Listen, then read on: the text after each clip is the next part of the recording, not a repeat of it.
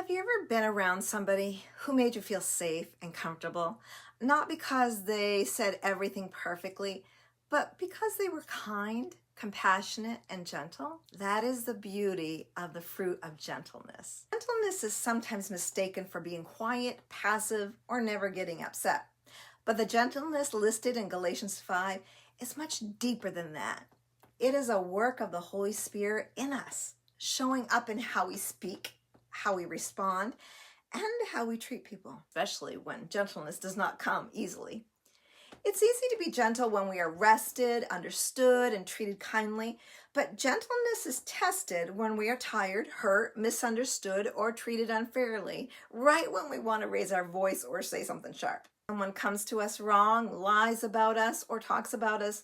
Gentleness is usually not our first response. Most of us want to defend ourselves, snap back, or make sure they know exactly how wrong they are.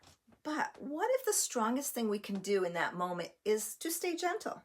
Not fake gentle, not silent, and not pretending it did not hurt, but calm enough to let the Holy Spirit lead our response. Proverbs 15:1 says, "A soft answer turneth away wrath."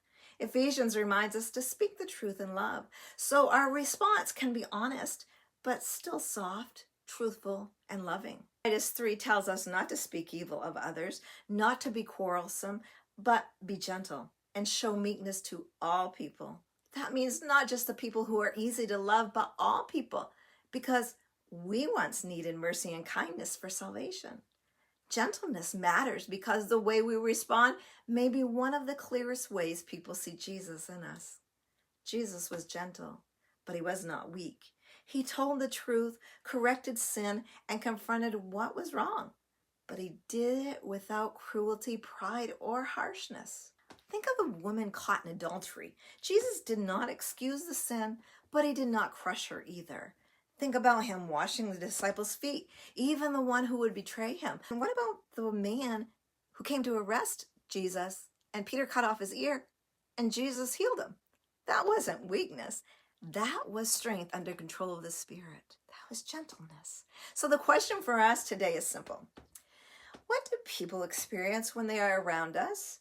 Do our words bring peace, or do people feel like they have to brace themselves? Can people talk to us, be vulnerable with us? Or on the other end of the spectrum, can they lovingly correct us without fear that we will snap back? Gentleness does not mean we ignore hurt or pretend everything is fine. It means we handle people with compassion instead of aggression. It means we respond from the Spirit instead of reacting from the flesh. We do not let hurt turn us into someone who hurts others.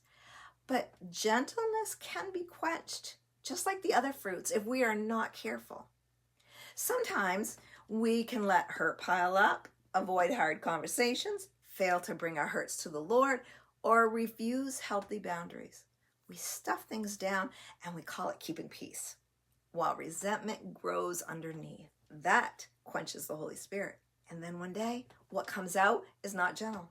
It's sharp, harsh, and heavier than we meant it to be. Many of us know what it feels like to be wounded by harsh words, and many of us also know what it feels like to realize we have wounded somebody with our words. But here's the good news.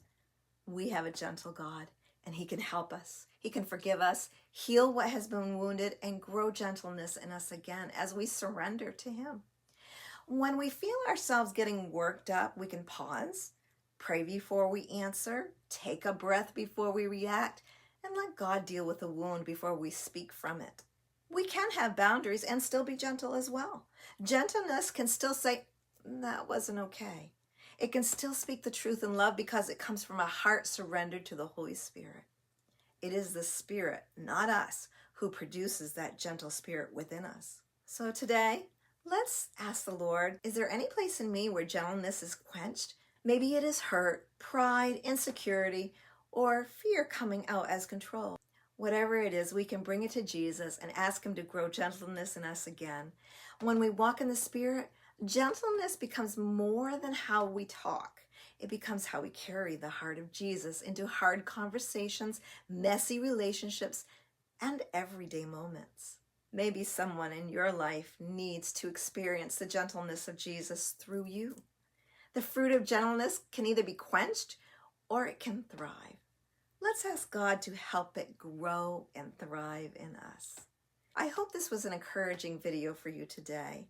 Please continue to follow me on Michelle's Corner. Have a great day.